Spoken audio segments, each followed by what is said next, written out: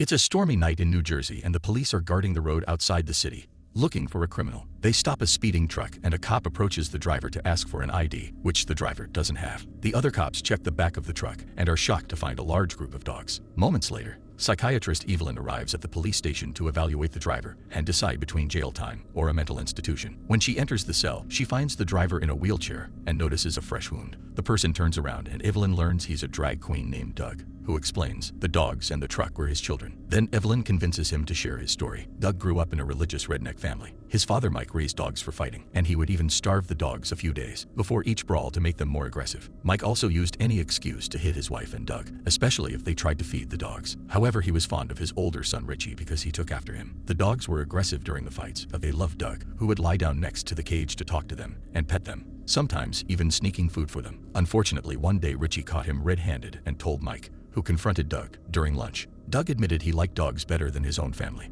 So a furious Mike dragged him out and threw him in the cage with the dogs, who immediately came closer to him to cuddle him and comfort him. From then on, Doug lived his life in the cage, including during the freezing winter, eating, and he scraps his dad would throw him. One day his mom brought him some cans and told him to bury them to hide them. Then she announced she was running away because she was pregnant and she wanted to give the baby a better life. Doug tells Evelyn that he doesn't resent her for it. After Evelyn leaves for the day, a flashback reveals what happened before Doug's arrest. A man named Juan entered an abandoned college building and found a Doberman guarding the quarter. He asked for the dog man, and a door opened to Doug's secret quarters. It was Juan who installed all the cameras a few months ago. Now he gave Doug a puppy found by Martha, an old lady in charge of the local laundromat who did Doug's laundry. He explained that a gangster known as the Executioner had been taking money from local businesses every week, but Martha couldn't pay him anymore, and she was forced to sell some beloved family belongings. Doug told him not to worry because he would take care of it. Sometime later, Douglas dressed up as a widow and waited on the street near the club where gangsters hung out. He sent a small dog inside with a phone in its mouth, and the dog gave the phone to the Executioner right before it rang. The gangster picked up the call as a bigger dog also entered the club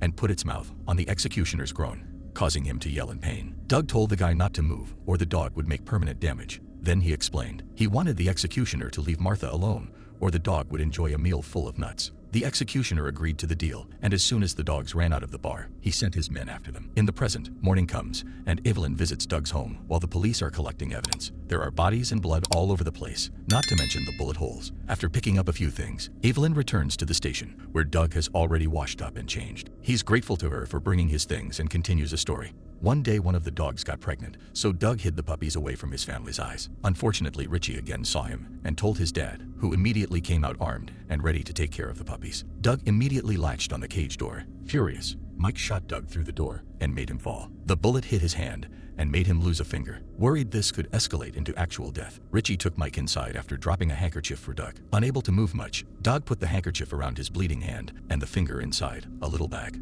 Then he reached for a magazine and showed his dog a picture of a police car as he gave it the bag with the finger, telling the dog to leave through the hole left by the shot and find the cops. The dog ran away with the bag in its mouth and crossed the town until it found a police car, on which it sat until the cops paid attention to it. Soon a bunch of officers surrounded Doug's house and stormed in, finding the poor boy in the cage and Richie clinging to Mike in fear inside. In the present, Doug explains to Evelyn that with the leg braces he can walk a little bit, just enough to do things like getting into bed. He can also stand, but only for a few seconds. Mike was given a sentence of 20 years, but he self-deleted after 2 weeks. Richie was given 12 years and was released after 8 for good behavior. On the day that he came out, a few dogs were waiting for him outside the prison and started to follow him. As Richie walked through town, more and more dogs joined the first ones until Richie finally noticed them. He tried to escape through an alley, but the dogs jumped on him and mauled him to death. After he was released from the hospital, Doug was sent to an orphanage, but he was unable to make friends. The other kids were always playing outside, so he stayed in his wheelchair in the library and read a lot. The only person that befriended him was Solma, Doug's first and only love. She was a young woman who helped around the orphanage and loved Shakespeare. Since she heard Doug liked to read too, she introduced him to all her favorite books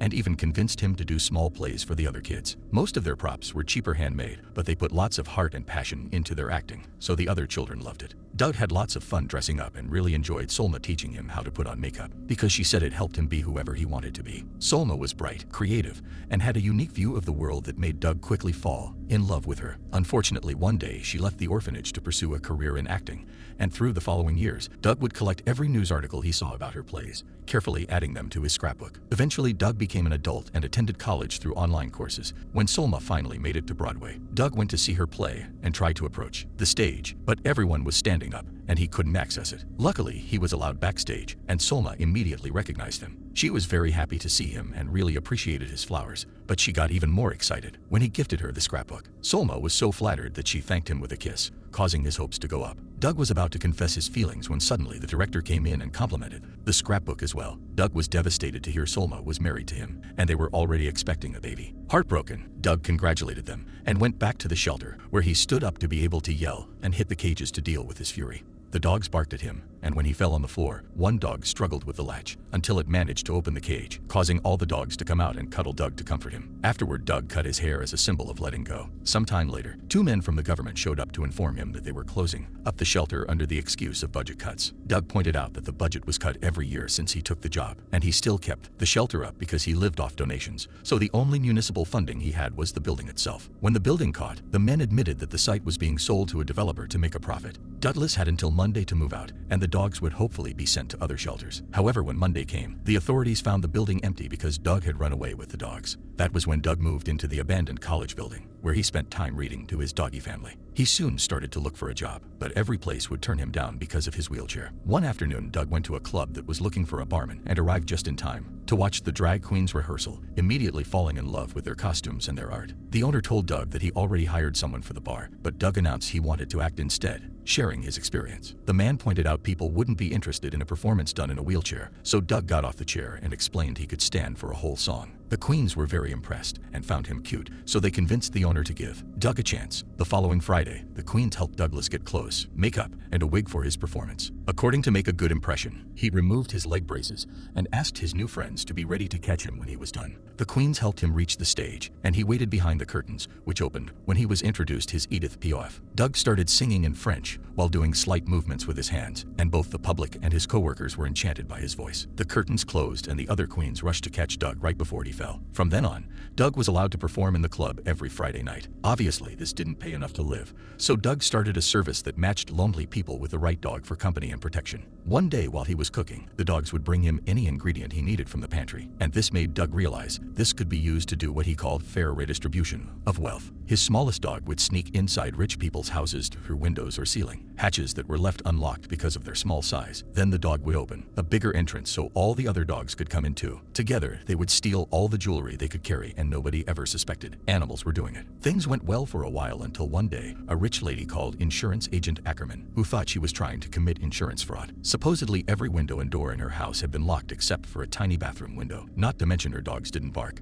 However, the lady gave him the security camera tapes, and when Ackerman started to watch them, he saw a dog running out with something in its mouth. He was shocked to discover that the same dogs were always on the screen, and they had been dismissed as random strays by the other agents. In one particular recording, Ackerman found a guy pretending to be a guard waiting for the dogs with a truck. He investigated the license plate and found Doug's profile. One Friday night, Ackerman attended Doug's performance, and to his shock, he was wearing one of the stolen necklaces. After the show, Ackerman went to the dressing room with a flower, pretending to be Doug's fan. He asked him out for dinner, but Doug turned him down because he had to go home to feed his kids. When Doug left the bar, Ackerman discreetly followed him. As he entered the old building with a gun, the dogs warned Doug, who immediately asked them to hide. Ackerman found the Doberman guarding the corridor and considered shooting, but at that moment Doug opened the door and told him the jewelry was in the safe. Once he had the box, Ackerman took a seat to check everything was in there, and Doug used the chance to order his dogs to kill him. Now that most of his life has been covered, Doug shares why he got arrested. The evening after Doug helped Martha, the executioner and his gang found the abandoned building because they beat up Juan until he talked. Once they were sure they were at the right place, they killed Juan with a shot. The sound alerted Doug of their presence, and he told the dogs to get in position for war, while he grabbed a weapon from his collection. The executioner ignored the Doberman and started to shoot the metal door to no avail, while Doug escaped through a narrow hidden corridor. At that moment, a little dog ran by the corridor and a gangster followed him into a hole, only for the bigger dogs to drag him in and kill him. Then the gang split and started to follow the different dogs that kept peeking into the corridor. A guy followed a dog into a bathroom with a wet floor, and the dog released a cable to electrocute him. Another guy followed a Chihuahua into a locker room, and when he got close enough, Doug shot him through the wall. A man entered the wrong room and found himself surrounded by huge dogs that immediately mauled him to death. While chasing a small dog, another guy fell inside a hidden pit, and when his friend tried to help him, the dog pushed him down as well. Then Doug came over and shot them both. In the corridor, a gangster stepped on a trap and was left hanging from the ceiling for a dog to catch. Nearby, another gangster also fell in a trap and got mauled as well. The executioner started to get nervous and asked his men to bring him a better weapon. At that moment, Doug opened fire through the wall, bringing down a few men. When the executioner shot back, a bullet hurt Doug's back before he managed to duck. A desperate Doug dragged his body through the floor